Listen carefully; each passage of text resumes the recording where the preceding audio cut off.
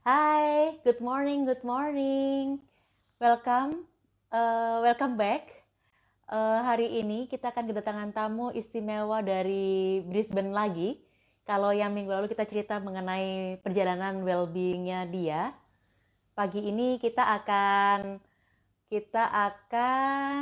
cerita mengenai finding PhD scholarship journey-nya Michael. Ya. Jadi finding PhD scholarship journey. Ini yang kita akan sama-sama ikuti bagaimana perjalanan Michael untuk menemukan dia punya ini Michael posisinya ada di Brisbane. Hai Mbak Viti, hai Mas David, hai Tomiko. Wah, udah ramai ya pagi-pagi rupanya. Hai Tessa. Ini kayaknya pada pemburu-pemburu. Hai, good morning. Wow, dengan jaket LPDP Anda ya. Iya, Selamat pagi Sir Mike. My voice okay with you? selamat pagi. Hai Juju. Jelas, jelas, jelas, Jelas ya. jelas, jelas. So how are you today, Pak Mike from Brisbane? Uh, it's very cold now. I don't know why. It's not winter yet, but ya, sekarang kayak rasanya winter banget sih. Oke. Atau memang jangan-jangan udah winter ya? Mungkin, tapi waktunya Mendekati. belum sih harusnya. Iya, mendekati. Oke, jadi dia fast forwarding ya. Ember, bener. Hai Devina, ini Sir Mike. Hari ini kita materinya cukup membongkar perjalanan hidup Sir Mike lagi. Kalau Bukan last week lagi. kita membongkar mengenai the well-being journey, pagi ini kita akan membongkar mengenai finding PhD scholarship journey-nya Michael Yadi Saputra slash Michael slash Michael Aswinardi slash many others name. Oke, Iya. Sir Mike, boleh cerita nggak awal mula pertama kalinya in your life you want to pursue your dream untuk PhD itu kapan? Jadi dimulai dari tahun 2014. Jadi Oke, waktu itu muncul keinginan untuk melanjutkan studi lanjut ke S3 gitu ya. Jadi ya 2014 benar 2014. oke, 2014 ya itu kayaknya kita baru waktu mau buka kampus ya? Benar. Ya, jadi gitu kita pre-opening. Heeh. Yes, pre-opening startup university, our lovable campus now. Nah, Yes. Sir Mike, pada saat itu apa langkah pertama pada saat Pak Mike mau mencari PhD scholarship ini? Pertama saya nyari topik yang memang terkait dengan apa yang saya suka gitu karena di setiap universitas. Jadi lagi itu saya mau pursue-nya memang bukan di universitas dalam negeri tapi saya aim-nya memang mau untuk kuliah di luar negeri untuk dapetin new experience gitu. Jadi most of the university in abroad itu selalu semuanya harus nyerahin yang namanya research proposal. Jadi harus siapin dulu research proposalnya dengan topik yang kita suka tentunya. Jadi saya lagi itu persiapannya dimulai dengan menuliskan research proposal tentang topik yang memang saya suka. Itu sih awal Oke, banget yang saya lakuin. ini waktu itu belum you udah nemu kampus yang you pengen pergi atau masih yang penting punya research proposal dulu baru finding the campus? Itu sudah ada yang dituju. Jadi Sudah ada yang dituju ya? sudah ada yang dituju. Jadi udah ada yang dikeker. Ini kayaknya yang bagus untuk karena memang for information Budaya dan saya itu adalah orang yang memang backgroundnya adalah hospitality tourism. Jadi saya mencari kampus yang memang punya prestasi atau reputasi yang baik di bidang itu gitu, khususnya untuk bidang S3 gitu. Nah, Sir Mike cari tahu reputasinya pakai tools apa? Kan many tools ya Sir Mike untuk tahu reputasi sebuah kampus. Waktu itu when you find one campus yang you mau pergi gitu, itu pakai tools apa untuk ini buat teman-teman yang pengen tahu ya. Jadi kalau buat Pak Mike ini sangat penting reputasi sebuah kampus pada saat dia mau pursue dia punya sekolah lanjutan gitu. Nah, Pak Mike pakai apa Pak untuk tentukan si kampus yang reputasinya bagus itu? Jadi first of all, saya cari tahu orang yang memang udah S3 gitu ya. Jadi kurang lebih nanya-nanya sama orang, kira-kira di mana sih? Jadi the power of human itu tetap saya pakai gitu. Jadi berinteraksi dengan orang lain, mencari tahu dari orang lain, itu saya gunakan. Itu yang pertama. Kemudian dapat satu nama kuliah universitasnya. Kemudian saya cari di QS. Jadi kan kalau Bapak Ibu yang menonton, adik kakak semuanya, pasti kalian tahu mengenai QS World. Jadi itu adalah kayak lembaga yang memang meranking semua universitas di dunia yang memang yang terbaik gitu ya, di mana dan seterusnya. Jadi kita bisa langsung select by region, by subject dan seterusnya. Jadi saya lagi tuh juga, jadi setelah saya dapat get information from others, itu saya langsung gather the information, kemudian saya cross check lewat website, kemudian saya menuju ke website yang orang-orang pada bilang bagus gitu. Jadi saya cek ke websitenya, saya telusuri siapa aja di situ, dosennya, profesornya gitu. Jadi saya benar-benar apa ya, maksudnya memperhatikan dengan seksama sampai sedetail itu gitu. Oke, setelah Pak Mike temukan nih, tanya-tanya sama yang lagi PhD dan kayaknya saya juga tahu tuh orangnya siapa, yang lagi PhD di kampus-kampus tertentu, lalu dicari di QS World. QS World ini adalah lembaga yang punya ranking dan dia reputasinya sangat baik ya Pak Mike ya, termasuk ya Jadi nggak, reputasinya terbaik di dunia ya. betul, jadi nggak mesti QS World sih, ada beberapa website yang memang menyediakan Mm-mm. ranking. Tapi saya waktu itu saya menggunakan dua. Satu dari QS World itu, satu lagi saya lupa. Kalau nggak salah ranking World atau apa gitu dari UK. Jadi saya juga pakai dua Oke, itu. Jadi ada beberapa oke. referensi yang bisa digunakan pada dasarnya. Oke, so reputation is very important. Sebentar saya mau sapa orang dulu. Ada, Hai Vera. Vera selalu ada loh. Kalau ada Sir Mike, disalamkan Gedean udah kenapa Vera. sih? Enggak, salam aja dari Oh, Verawati salam. Iwan. Baik. Iya. Iya, iya, iya, Heeh, iya. salam balik katanya Vera. Iya. Oke, kita balik ke bahasan yang tadi. Setelah biar gak tegang kan Anda kan? Eh, Relax ya, Sir. relax Eh, banget. kita setelah Sir Mike cari di QS World, lalu ada ranking di World UK, terus you pergi ke website-websitenya untuk melihat. Lalu apa setelah itu yang Sir Mike lihat? Kemudian jadi setelah itu jadi paralel ya, jadi sambil nyiapin research proposalnya, sambil saya ngecek universitas yang saya tuju. Kemudian yang saya lakukan adalah saya juga mencari, jadi gini, walaupun memang saya mau ke universitas A, misalkan saya udah tuju nih A, ini adalah impian saya untuk pursue ke A, tapi nggak boleh dipungkiri bahwa biaya kuliah S3 itu nggak murah kalau di luar negeri. Jadi saya juga harus relevan atau nginjek bumi untuk juga melihat apakah ada kemungkinan saya mendapatkan beasiswa dari negara yang kampusnya saya mau tuju, atau mungkin si kampus yang saya tuju itu mau sediain beasiswa. Jadi itu yang juga saya lihat gitu. Itu penting banget karena saya jujur saya nggak mungkin pakai uang saya sendiri. Jadi saya pertama kali saya juga nyari scholarship gitu sih. Scholarship yang pertama kali dituju, scholarship dari manakah, Pak Mike Eh, kalau boleh tahu? jadi waktu pertama kali jadi saya buka aja di sini. Jadi Yes. yang harus saya ungkapkan adalah gini, perjalanan saya mencari dan menemukan akhirnya saya ada di sini itu adalah perjalanan yang bukan mudah buat saya.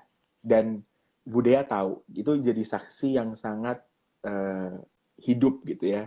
Kamu itu adalah saksi hidup perjalanan Iya, iya, iya, PhD iya, saya. iya. Jadi itu kalau buat saya mungkin ada orang yang memang mulus jalannya. Jadi langsung dapet apa-apa segala sesuatu disediakan. Tapi buat saya itu kayak benar-benar long proses yang saya harus lewati satu tahap, akhirnya sampai sekarang. Nah, saya waktu itu pengen banget kuliah di Hong Kong Polytechnic University School of Hotel and Tourism Management yang ada di Hong Kong. Nah, kebetulan juga pemerintah Hong Kong itu setiap tahun membuka scholarship untuk S3 dan S2 ke semua universitas yang dipunyai oleh pemerintah. Jadi ini pemerintah punya kampus dan mereka akan gelontorin dana ke sejumlah kampus yang ada di Hong Kong. Oke, Pertanyaannya, jadi dari kenapa sih harus pemerintah Hong Hong Kong Kong? ya? Iya, betul. Jadi si pemerintah Hong Kong ngasih uang ke si kampus, gitu ya. Kebetulan ya, kampus yang saya mau itu adalah kampus pemerintah pada saat itu. Jadi kenapa pilihnya itu? Karena itu adalah one of the best kampus yang ada di dunia untuk bidang pariwisata dan tourism. Hospitality and Wah, tourism, gitu. Jadi yes, kenapa yes. saya pursue ke sana? Nah, teman-teman, betul sekali perjalanan panjang Sir Mike ini. Jadi kemarin saya mengambil taken a very good lesson from our students, Pak Mike. Dari kemarin kan saya ada sesi dengan Juliana ya. Ada Juliana Ya, di saya sini, nonton tuh. ada Ya, ada Ibu Nyo mamanya juga di juga. sini. Iya, ya, Iya, ada ada adiknya saya juga, tante, lengkap ini ya, bertiga. Nah, sekeluarga. kemarin tuh Juju bilang bahwa kita itu harus berani gagal gitu. Jadi ternyata kegagalan Juju lah yang membawa dia sampai ke titik pencapaian dia menjadi revenue manager dalam waktu yang sangat singkat. Nah, Sir Mike ini kalau teman-teman tahu perjalanan gagalnya nggak sekali aja. Jadi karena saya mengikuti hidupnya Sir Mike tiap hari bersama-sama gitu ya. Jadi jatuh dan bangunnya itu luar biasa banyak dan itu yang mau kita kupas hari ini karena finding PhD scholarship journey ini ada beberapa seri ya. Jadi jatuh bangunnya juga luar biasa. Nah, Sir Mike, setelah Sir Mike tahu bahwa di PolU Hong Kong ada scholarship lalu dari pemerintah, lalu berikutnya apa yang disiapkan oleh Sir Mike untuk untuk prasyarat-prasyarat yang diminta oleh mereka?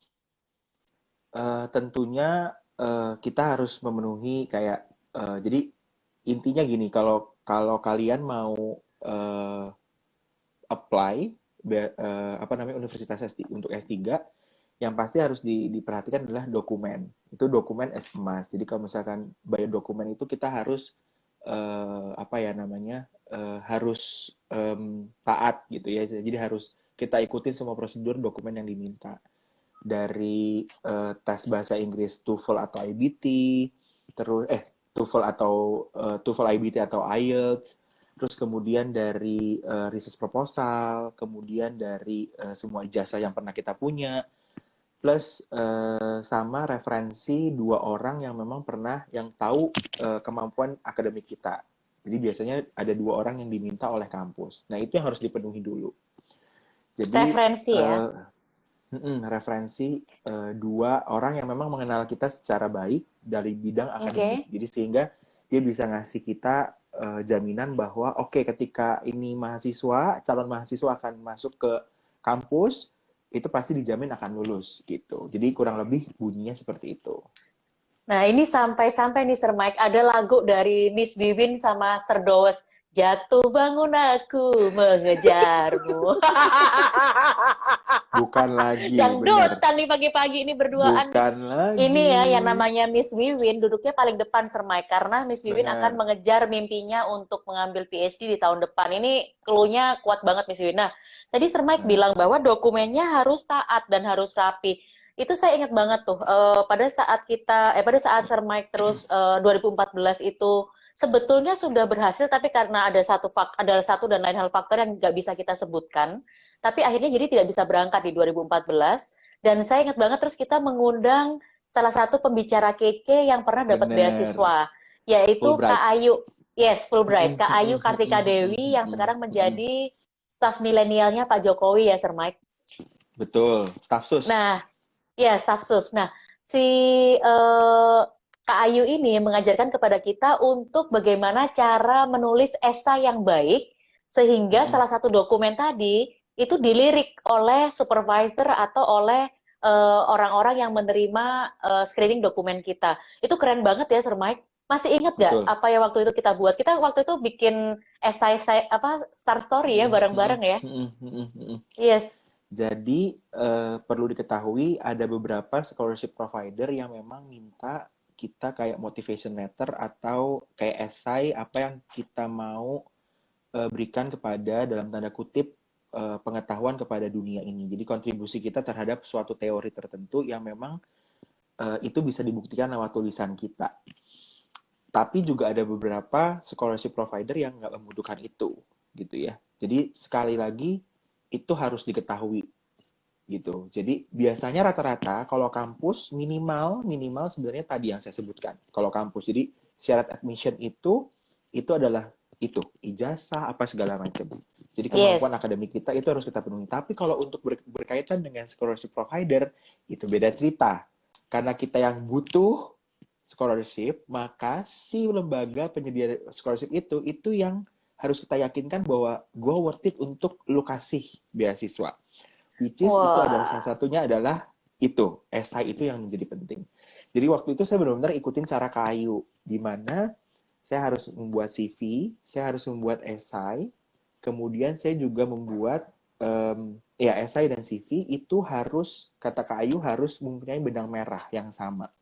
Sehingga itu nggak boleh, jadi yang esai ngomongnya apa, yang CV ngomongnya apa, tapi itu menjadi satu kesinambungan yang holistik, sehingga ketika si provider itu baca kita punya esai, itu jadi, wah ini anak memang worth it untuk gua kasih scholarship, gitu. Wow. Jadi waktu itu Kak Ayu benar-benar ngajarin, ngebukain saya sih, benar-benar ngebukain paradigma saya mengenai, oh kalau nulis sesuatu, itu benar-benar harus inline antara satu dengan yang lain, supaya success story-nya atau tadi yang Budia bilang star stories-nya tuh benar-benar nyampe gitu ke pembaca yang ngebaca esai kita gitu. Iya betul dan saya itu karena kemarin mereflect back gitu ya Sir Mike karena saya pengen ngewawancarain Sir Mike pagi ini. Jadi saya nge-reflect back perjalanan kita berdua dan bersama teman-teman juga yang waktu itu mendampingi Sir Mike untuk eh, mendapatkan scholarship dan baju ini adalah baju yang saya pakai pada saat kita di kelas sama Kak Ayu. Serius. Saya Serius, sudah lupa. serius. Iya iya iya Saya udah nanti lupa tuh. nanti teman-teman akan saya bagi akan saya putar lagi si videonya itu pada saat kita belajar sama Kak Ayu supaya teman-teman bisa tahu apa sih star story yang harus kita buat. Nah, Sir Mike, kita the finding PhD scholarship journey ini. Sir Mike sebelum mendapatkan PhD scholarship di Griffith. Sekarang Sir Mike ini sebagai informasi ada di mana ya?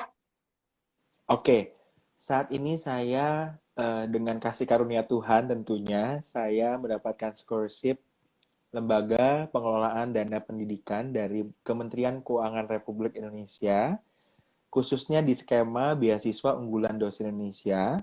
Dan saya mendapatkan kesempatan untuk kuliah. Tahun kemarin saya berangkat, persis tahun kemarin saya berangkat untuk ngambil kuliah S3 di Griffith University, Brisbane, Australia.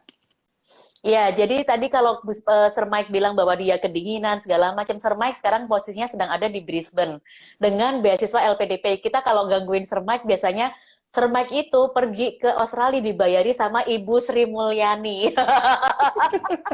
Ngaco Itu yang kamu tuh. iya, itu yang selalu kita goda-godain ya Sir Mike ya. Tapi kan bener, Ya, Menkeu kan Ibu Sri Mulyani yang kita sayangi selalu. iya, benar. Iya ya. Duitnya Kementerian Keuangan, Bu, bukannya duit Ibu Sri Mulyani. Ya tapi kan menterinya Sri Mulyani, boleh dong. Siap, siap, siap, siap.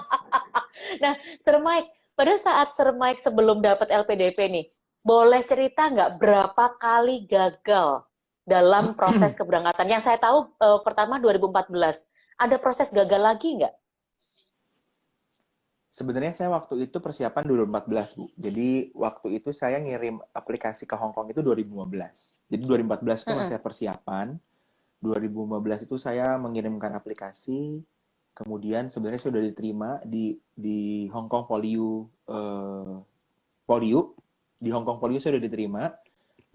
Saya waktu saat itu saya nggak mendapatkan scholarship dari Hong Kong, Yes. tapi saya dapatnya adalah studentship. Jadi saya harus kerja di kampus, kemudian uang kampus itu nanti saya akan gunakan untuk living cost, bayar kuliah dan segala macam. Dengan Oke, jadi skema bahwa harus kerja ya. jadi asisten prof. Jadi asistennya si profesor yang ada di sana gitu. Tunggu, saya nggak konsen. Pak Cahyadi bilang, Miss Dea kayak adik kakak sama Bu Sri Mulyani katanya. Oh iya Amin. emang, heeh, amin amin Amin amin. ya, kemiripan Bukan ya, lagi Pak. keayuan Jawa-Jawa. Oke. Oh Oke, iya iya tadi iya. di 2015 lalu Sermek, iya betul, Sermek sudah Heeh, diterima, tapi karena satu dan lain hal, nah ini yang dan seru nih, hal. ini yang seru nih. 2015 Sermek gagal, lalu pengajuan Mm-mm. ulang lagi, ada nggak Sermek waktu itu? Saya jujur pada saat itu saya nggak mengajukan ulang karena Oke. prosesnya itu lumayan membuat hati saya lumayan tersobek-sobek Ibu. Iya, kita bertangis-tangisan kan, berdua kan Ya, ya, jadi berpelukan, pada nangis, ya, aduh luar biasa. jadi karena satu dan Mm-mm. hal saya akhirnya nggak jadi, padahal saya udah tinggal selangkah, tinggal berangkat nah intinya. Jadi di saat itu saya benar-benar belajar untuk menyerahkan segala sesuatu yang nggak bisa saya pegang gitu. Jadi apa yang ada di dalam genggaman taman itu saya benar-benar harus belajar untuk let it go itu lumayan sulit recovery-nya. Sampai akhirnya saya benar-benar pada saat itu saya benar-benar ada di tahap seperti orang yang depresi gitu. Dan memang udah depresi. Jadi setelah saya gagal, saya depresi, saya nggak mau ketemu siapa-siapa, saya benar-benar mau nyendiri, saya benar-benar kayaknya gue udah kapok deh untuk dapetin beasiswa lagi gitu ya, maksudnya untuk nyari. Padahal waktu itu sama sekali Bu. Tapi perjalanan itu sangat luar biasa ups and downs-nya gitu. Jadi dari mulai saya harus ngurusin nama saya yang tadi sebut dia 4 bulan gitu ya. Itu kita habis gini ceritakan tuh. Ya, Oh iya, iya, iya. Terus, depresinya berapa lama, Sermaik, kalau Sermaik ingat? kayaknya kurang lebih lagi itu ada 1 sampai 2 bulan ya Bu. Saat dimana saya nggak mau ditanyain mengenai masalah beasiswa, saya nggak mau lagi ngebahas mengenai kuliah saya yang saya udah idam-idamkan. Saya akhirnya ya udah gitu jalanin hidup ini aja. Mungkin belum saatnya saya untuk ngambil S3 sekarang gitu ya. Jadi waktu saat itu saya benar-benar udah nggak mau. Saya udah dalam tanda kutip kayak udah muak gitu. Maksudnya udah nggak mau lagi deh ngebahas itu gitu.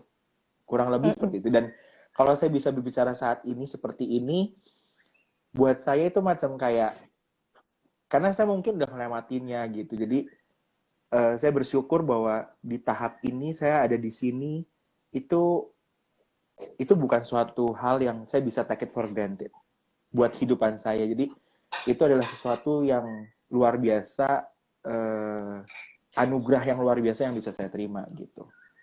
Betul, betul. Nah, itu memang luar biasa ya, teman-teman ya. Jadi, ini sebetulnya menurut saya, perjalanan Sermaik Finding PhD Scholarship ini, itu memang sebuah perjalanan gitu ya.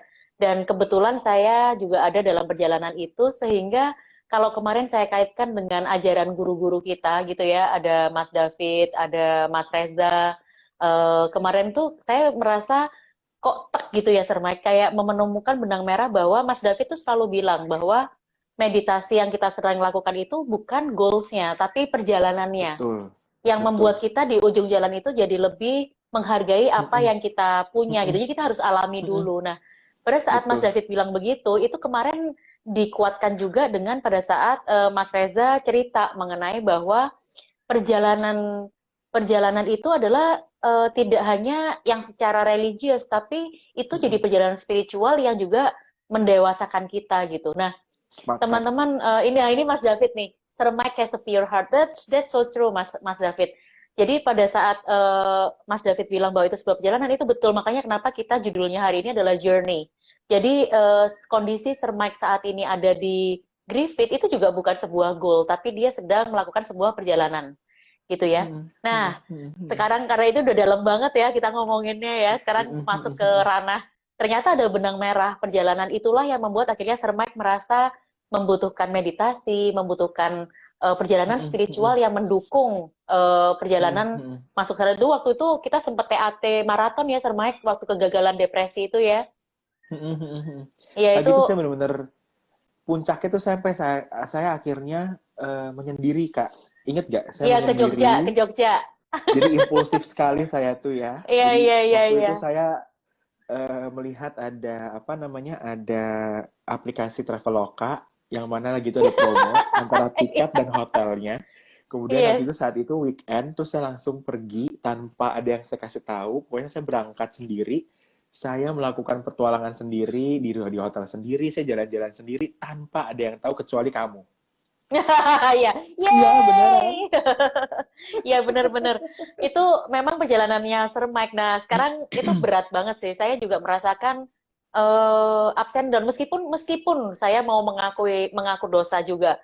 Saat 2014 dan 2015 Sir Mike mau pergi pun itu saya sangat tidak rela gitu karena saya punya ketakutan kalau kalau saya ditinggal what will happen with me gitu karena kita lagi ngebangun sebuah univ Ya. sama-sama nih jadi wah rasanya di saya juga aduh gitu nah sampai akhirnya setelah melampaui beberapa perjalanan baru akhirnya saya pada satu titik saya ingat banget tuh momen TAT kita pada saat kamu kembali dari Jogja itu kita TAT bareng terus ada satu momen yang saya mendapatkan momen aha saya bahwa oh saya sudah rela.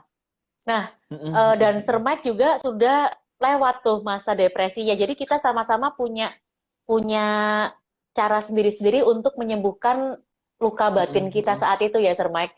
Karena memang kegagalan Sir Mike jadi sakit buat saya, kegagalan dia perjalanan juga jadi nggak enak buat saya sehingga ada satu momen TAT yang menurut saya memberi aha momen buat kita berdua gitu. Ya. Nah, tadi kita ini aduh momen-momen yang sangat sedih untuk dibicarakan sebetulnya. Sekarang kita berdua bisa bersyukur bisa melihat itu dengan ketawa-ketawa dan bisa geleng-geleng dan ya itu amazing banget. Nah, Sir Mike, ini yang paling lucu nih. Satu hari kita terus kenapa sih Sir Mike harus ke pengadilan? Aduh, Jadi, ini momen paling lucu nih. Ini momen paling lucu. Ada email lah yang kita bikin kita jadi harus ke pengadilan ya, Sir Mike. Coba diceritain, Sir Mike. jadi asal muasalnya adalah karena di dalam akte kelahiran saya itu hanya ada nama Michael saja. Jadi namanya Michael, nggak ada nama keluarga apapun. Karena pada saat itu keluarga papa mama saya, papi mami saya itu adalah orang yang berketurunan warga negara asing, jadi WNA. Karena namanya masih nama Tionghoa, masih dipakai nama Chinese-nya. Pada rezim zaman itu memang ya ada diskriminasi lah antara orang yang Tionghoa dengan yang pribumi dan seterusnya. Sampai akhirnya satu titik saya akhirnya lagi itu pergi ke Israel. Pada saat itu saya mau pergi ziarah gitu ya ke tanah suci Holy Land yang ada di Israel. Di saat itu saya benar-benar itu titik tertrauma saya karena saya nggak pernah ada di titik itu ya. Jadi saya lagi itu perjalanan sangat luar biasa. Di sini ada Tante Deborah, ada Mami Deborah yang mungkin Mami Deborah menjadi saksi mata juga ya. Jadi Anda ditahan ya? Itu, ya, jadi kita lagi itu berombongan ber-61 bus. Saya kurang lebih 60 orang lah. Terus sampai akhirnya masuk dari Yaman ke Israel. Di situ kita pakai perbatasan bordernya di darat, kita nggak pakai karena Indonesia nggak punya hubungan diplomatik dengan Israel. Jadi kita harus lewat jalan darat, sehingga pada saat itu orang yang ditahan satu-satunya di imigrasi itu adalah saya. Hanya saya seorang. Iya. 59 orang. Tante Deb muncul di Israel yang dicekal. Di Israel ya dicekal. Jadi hanya ada satu orang itu di saya. Di saat itu pintu imigrasi jadi semua orang udah siap di bus untuk mau berangkat ke hotel. Hanya ada saya doang. Sampai akhirnya si gembalanya pesternya yang membawa kita itu rombongan, dia ngomong gini, kalau anak ini nggak lewat border ke Israel dan harus dipulangin ke Indonesia, kita semua 59 orang yang ada di bus, itu semua akan balik semua ke Indonesia. Wow, keren gitu. banget. Itu momen dimana saya benar-benar, udah, ini pulang harus benerin nama. Singkat cerita, terus ada email juga kan dari Polio waktu itu. Apakah Michael Yadi Saputra ini dan Mike belum waktu itu belum ada nama ketiga ya. Adalah orang yang sama gitu. Jadi pas pulang dari situ saya uruslah ke imigrasi. Di imigrasi saya bilang sama orang imigrasi bahwa saya mau namanya nama ibu, nama family ibu karena nama ayah kan udah almarhum. Jadi saya pengen nama ibu gitu ya. Yadi Saputra itu. Pada saat itu orang imigrasi itu ngotot harus pakai nama ayah. Jadi kayak orang mau pergi ke Arab, Bu. Jadi nanti namanya Michael bin Aswin Winardi gitu maksudnya. Jadi si orang imigrasi nggak mau harus pakai nama ayah. masuklah nama ayah saya literally, Aswin Winardi. Jadi nama saya Michael Aswin Winardi yang ada di paspor baru. Iya, iya. Pas saya ngurus Aduh. semua visa student di Hong Kong, itu saya aplikasi ke Hong Kong ke Poliunya itu pakai nama Michael Edi Saputra. Karena memang dari dulu saya dari SD sampai saya kerja itu semua nama saya Michael Edi Saputra. Saya nggak pernah pakai nama Michael Aswin Winardi. Jadi alhasil ada 3 nama. Ijazah saya itu ijazah S1 dan S2 saya pakai nama Michael karena harus pakai nama yang ada di akte lahir. Yang kedua, saya aplikasi form ke S3 yang ada di Polio pakai nama Michael Adi Saputra. Sedangkan nama paspor saya Michael Aswin Winardi. And then orang Hong Kong imigrasinya nanya ke saya ya. Nanya gini. Is this person Michael Aswin Winardi and Michael Edi Saputra the same person, dia bilang gitu. Terus mereka minta bukti legalnya, ya. Bukti legalnya. Terus saya gini, itu tuh saya tuh benar-benar udah dipepet banget sama lagi tuh saya ingat banget Bu, kita pergi lagi tuh ke pengadilan negeri Cibinong itu pada saat puasa. Tunggu, Anda ada sempat sempat konsultasi sama konsultan hukum kita. Oh iya, Hari benar. BAW. Terus ya udah deh, saya akhirnya gini, Tuhan, kalau memang ini jalannya saya harus mempunyai satu nama, saya ajukan ke pengadilan negeri untuk pengadilan ini menentukan siapakah nama saya. Ya, jadi akhirnya saya mengajukan sidang perdata, Ibu, ke pengadilan negeri Cibinong karena saya lagi itu domisilinya di Jawa Barat, di Bogor, Kabupaten Bogor. Jadi saya lagi itu mengajukan sidang perdata. Jadi lucu. Jadi saya mengadili diri saya sendiri ya. Terus jadi saya mengajukan dokumennya, saya masukin semua sampai akhirnya, nah tuh Pak Leo lagi ketawa. Tuh Mas Gavin juga, aduh, ayo sakit perut Mike, gak tahan lagi nangis ayo tuh. Iya, jadi tuh, nah di sidang akhirnya dia bilang gini, tolong Pak Michael siapin 2 orang saksi. Hah? 2 orang saksi buat apa? Saya segini, what? Minta saksi? Saya harus hadirin 2 saksi ke pengadilan. Ini penting banget gak sih di hidup? Aduh Tuhan. Oke, ada acara panitera datang ke rumah saya, cek ke rumah saya, sampai kan dikirim surat pengadilan, bahwa nanti diadili, nanti segala macam. Akhirnya saya menemukanlah 2 orang yang menjadi saksi saya. Yang pertama adalah orang yang sedang tertawa di depan saya saat ini, dan yang kedua adalah Bapak Kaprodi saya, yaitu Bapak Vincent Sylvester Laulin. Yang mana mereka sangat logowo ya untuk menjadi saksi. Saya gini, ini buat apa sih sebenarnya? Iya. Singkat cerita, nama saya sah. Michael Edi Saputra dan Michael Aswin Winardi adalah satu orang yang sama. Satu. Yang kedua, ditetapkan oleh Pengadilan Negeri Cibinong bahwa namanya adalah Michael Aswin Winardi. Sah nama saya sekarang.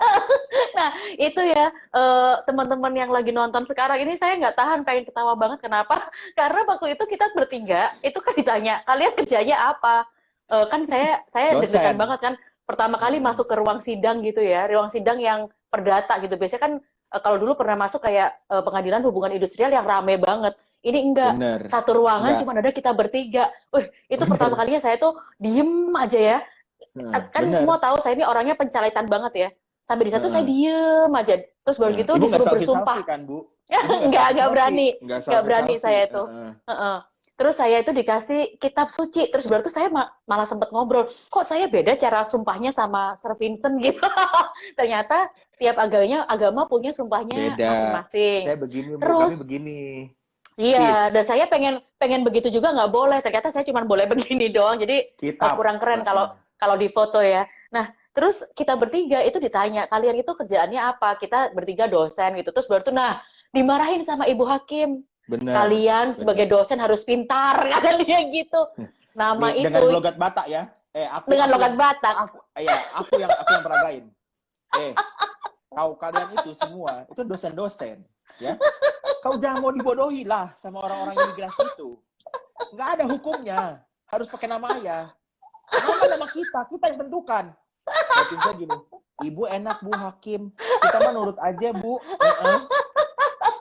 Pulang dari sini, kau ngomong sama mahasiswa kau, kalau nanti ada yang berperkara kayak gini, urusan mereka.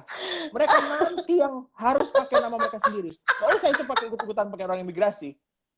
Karena harus dididik anak bangsa yang benar ya, gitu. Iya. Ya Allah. Katanya Tuhan. kita harus mendidik anak bangsa yang benar. Jadi Benar. kalau Michael, waktu itu dia sampai bilang juga, kalau kau mau nama kau jadi Budi pun boleh, kata dia gitu. Iya. Kan kau Itu yang punya urusan kau. nama, kau yang tentukan. Benar. Kita makan sebagai orang, jadi kita gini waktu saat di pengadilan gini, iya Bu, batin gue gini, emang kita bisa ngelawan orang imigrasi? Kita yang punya orang imigrasi, emang kita Menteri Hukum dan HAM? Hello. Oke. Iya. Nah, itu gila, itu momen paling bersejarah dalam hidup kita berdua, dan itu paling epic sih, sumpah. Ini saya sampai sekarang kalau ingat masa itu tuh ketawanya luar biasa.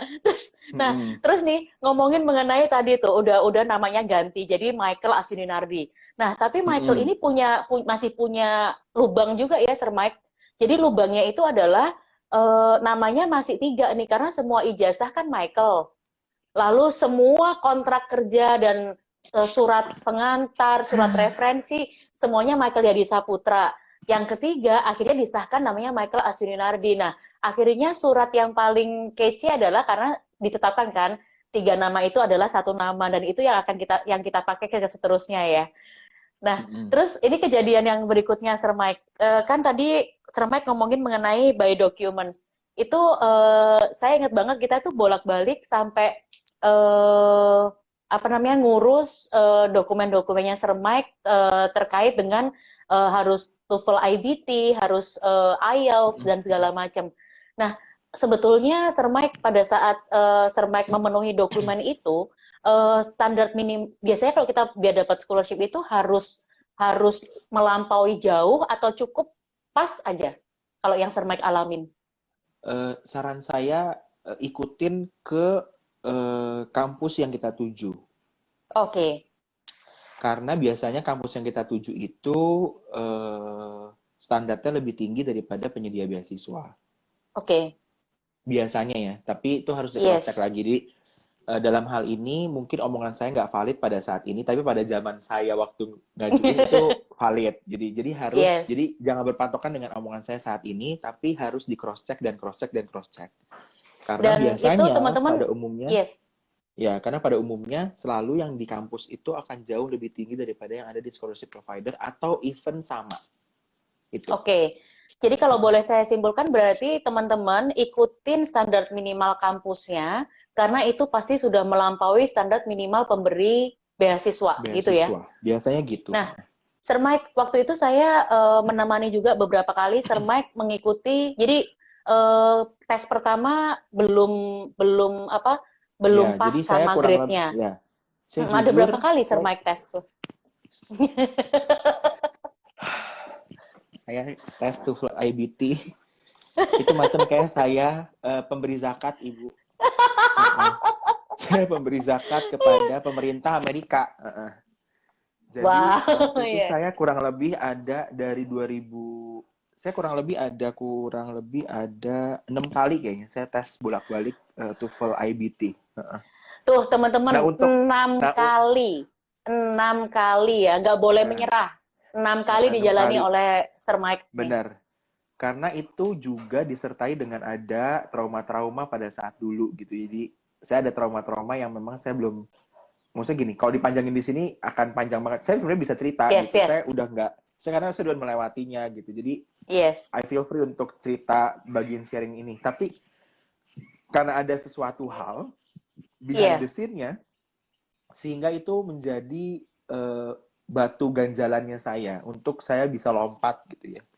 Jadi itu saya 5-6 kali, Bu. Tes zakat itu zakat internasional. Iya, zakat. Berapa itu Sir Mike? Itu harga sekali ya? tes dulu US dollar kalau IBT setahunya saya, pokoknya kalau dikursin tuh ke Indonesia sekitar 2 jutaan lah. 2 Setiap kali juta. tes tuh, Bu. Nan, Setiap kali ya tes. jadi 6 kali 2 udah 12 juta teman-teman. Dan jangan sedih, Iya, you juga ambil preparation class, iya. kan? Itu Enggak, berapa kalau duit lagi? iya, iya, iya, iya. Coba. Saya lagi itu ngambil preparation. Jadi gini, setelah TOEFL, jadi gini, lucunya nih Bu, lucunya. Yes, Ketika saya harus dikejar-kejar untuk mengumpulkan nilai, itu saya makin gagal. ya. Jadi ini prinsip meditasi juga. Semakin kita punya goal di dalam meditasi atau kita berikhtiar untuk punya result dari meditasi kita, itu biasanya kita nggak akan dapetin goal itu. Atau pada saat misalkan kita pengen Makin ngotot gitu bebaskan, ya. ya, jadi makin ngotot itu makin kacau udah, makin timbul pikiran, timbul emosi pada saat meditasi. Nah ini saya akhirnya mendapatkan enlightenment ini ketika udah masuk ke meditasi yang sebelum-sebelumnya saya nggak dapetin itu. Jadi by doing akhirnya, oh ternyata kayak gitu toh prinsipnya. Jadi lucunya saya akhirnya pas the grade itu ketika saya hatinya adem, saya nggak punya obsesi, saya nggak punya hal-hal yang saya kejar, justru pikiran saya lebih tenang, saya ngerjainnya lebih nyaman, dengan penuh kesadaran, akhirnya, kok bisa ya? Itu dengan sendirinya, Bu. Saya juga bingung. Jadi, kenapa dari dulu nggak begitu, gitu loh maksud saya. Jadi, Ingat. Ingat ya, kata-kata nggak Mas boleh. David, Ya, perjalanannya, bukan goals-nya. Tuh Mas David, Mas David pasti bangga sekali menonton kita saat ini, Pak Mike. benar. Jadi, saya tuh akhirnya gini, semakin kamu ngotot, itu semakin nggak dapet. Tapi semakin ketika kita bisa lepas gitu, balik lagi ke let it go, lebih woles ngadepinnya, lebih santai, at the end nyampe. Gitu, Bu. Yes. Nah, jadi kalau teman-teman tadi sudah mencatat banyak, Miss Bibin langsung mencatat tuh sama Pak Cahyadi. Jadi ada prinsip meditasi yang kalau kita semakin ngotot, maka itu akan semakin jauh, nggak nyampe gitu. Tapi pada saat kita let go, Sermaik itu bisa mendapatkan grade yang memang diinginkan. Jadi Sermaik itu tidak hanya 6 kali TOEFL dan 1 kali preparation class, tapi waktu itu saya tuh mulai nih, karena saya juga kan frustrasi, saya pengen Sermaik ini dapat beasiswa gitu. Saya mulai ngomor-ngomorin Sermaik, Sermaik, Anda tuh ya, kayak saya, dulu TOEFL, misalnya TOEFL saya nilainya 100. Saya kalau pakai IELTS nilai saya bisa 150. Jadi kayaknya lu mendingan IELTS saja deh. Saya kompor-komporin kan, ini Sermaik, akhirnya dia percaya omongan saya, dia ambil tes IELTS kan di IDP Pondok Indah, inget nggak? Mana yang paling deket? Iya. Situ. Ikut langsung kan ya kita Iya, ujian. Nah, terus terus akhirnya nah jadi ya nggak dapat juga, Bu. ya ya ya. Tapi kan kita ikhtiar, Mike. Kita kan berusaha Benar, waktu itu. berusaha, Jadi betul. kalau teman-teman membaca mengenai caption saya pagi ini di Instagram, foto yang kita berdua lagi minum kopi itu punya sejarah besar dalam hidup kita, yaitu pada saat Sir Mike lagi tes IELTS. Lalu saya samperin ke sekolah tempat dia ujian. Terus setelah itu kita nungguin wawancara ya. Kita minum kopi Ember. bareng gitu. Nah itu tuh kejadiannya kayak begitu. Jadi panjang ya. Nah, Sir Mike, kita lompat nih sekarang karena tadi udah tahu ya teman-teman bahwa kalau memang mau pengajuan scholarship itu pastikan siapkan dokumennya itu bersih dan rapi. Ya, tadi ada cerita mengenai nama, cerita mengenai esai, cerita mengenai bagaimana Sir Mike berjuang dalam bentuk TOEFL, IBT dan IELTS. Nah, sekarang pada saat Sir Mike dokumen-dokumen itu kan udah rapi semua tuh. Oh ya, satu lagi jangan lupa research proposalnya. Gitu ya, sama surat referensinya. Nah, setelah Sir Mike itu punya semua, kapan momen Sir Mike setelah depresi mengajukan ulang, tapi kali ini dengan format yang berbeda, yaitu dengan LPDP. Karena LPDP Ya, ini Sir Mike hanya sekali langsung tembus nih. Ini teman-teman harus tahu tip and tricksnya juga. jadi waktu itu, Bu, sebelum saya ke LPDP, sebenarnya jadi gini, setelah saya akhirnya nggak ke Hong Kong, saya akhirnya mencari kampus lain yang memang masih oke gitu ya. Setelah Pada saat depresinya itu, reda ya. Setelah pada saat depresinya depresi reda. reda, heeh.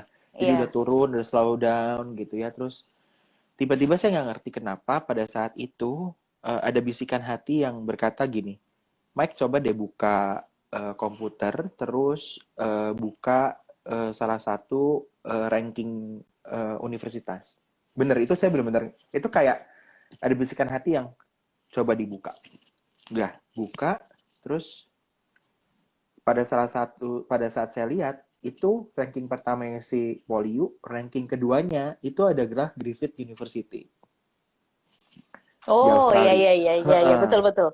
Terus Waktu itu you pada langsung saat itu, langsung telepon A itu, Kak, nomor duanya Griffith gitu ya.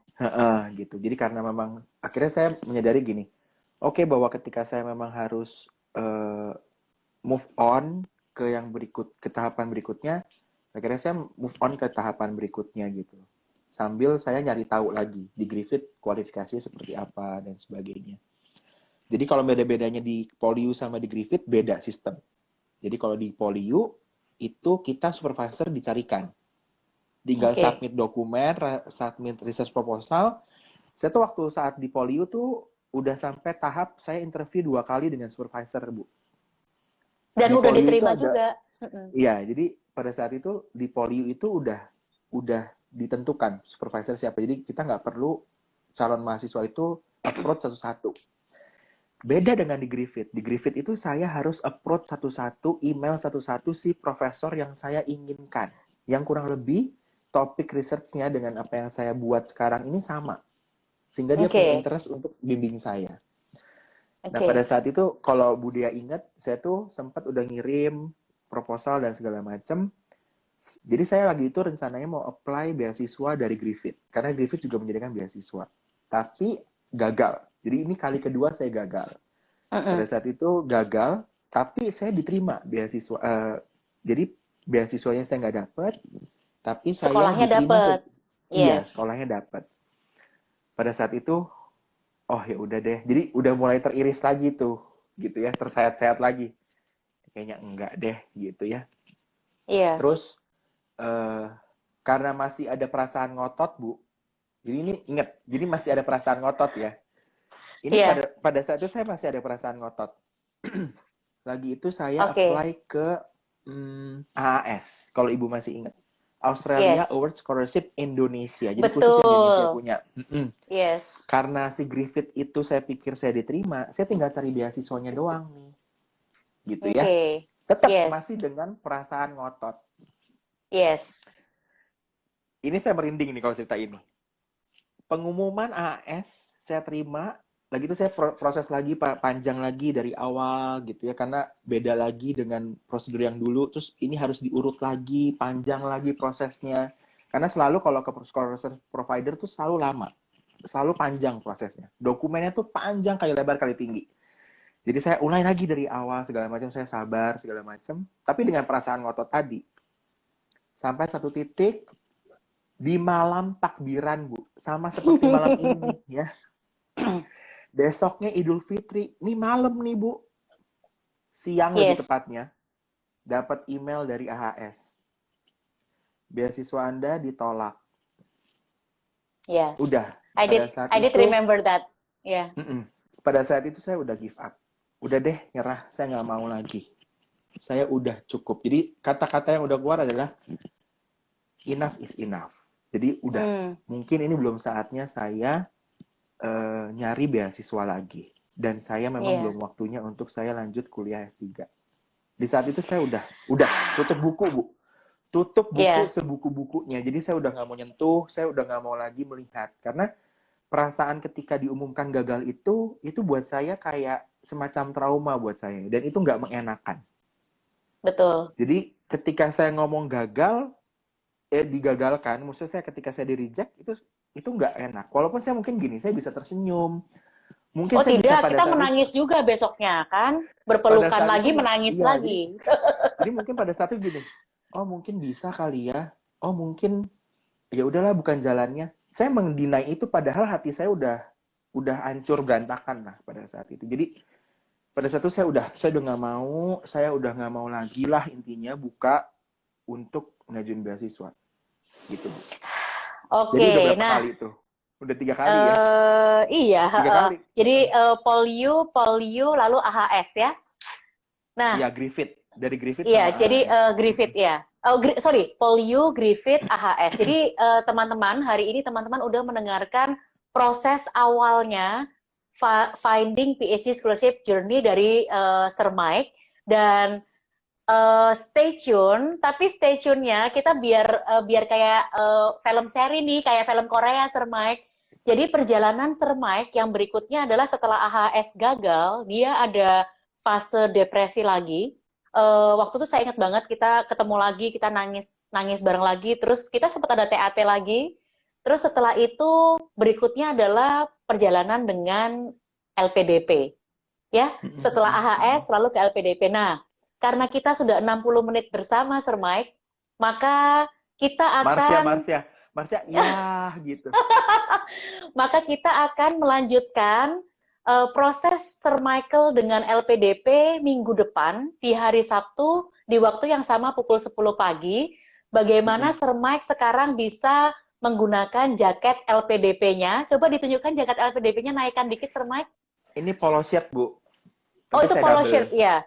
Ya, dan konon ada tulisannya ya kalau nggak salah, mantu Bukan, idaman.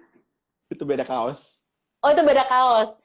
Mantu Beda idaman kaos. adalah penerima beasiswa LPDP. Nah, buat semua yang udah stay tune, sudah mengalami 3 kegagalan Sir Mike hari ini, kita yang bisa ambil inti dari acara kita hari ini adalah bahwa menjadi gagal itu tidak apa-apa, kita sadari pada saat kita gagal, tapi dengan waktu yang sama ternyata kita bisa mencermati bahwa perjalanan kita yang ngotot tadi, itu harus mulai kita lepaskan.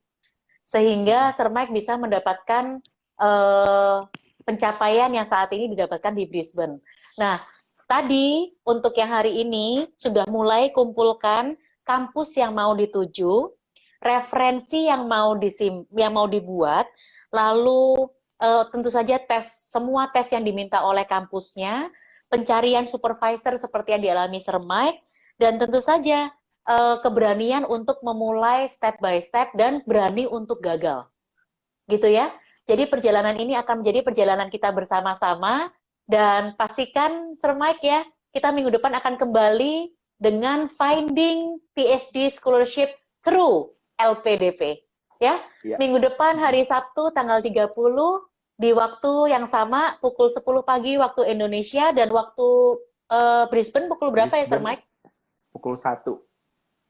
Pukul 1 siang. Jadi pukul 1 siang waktu Brisbane dan pukul 10 waktu Indonesia.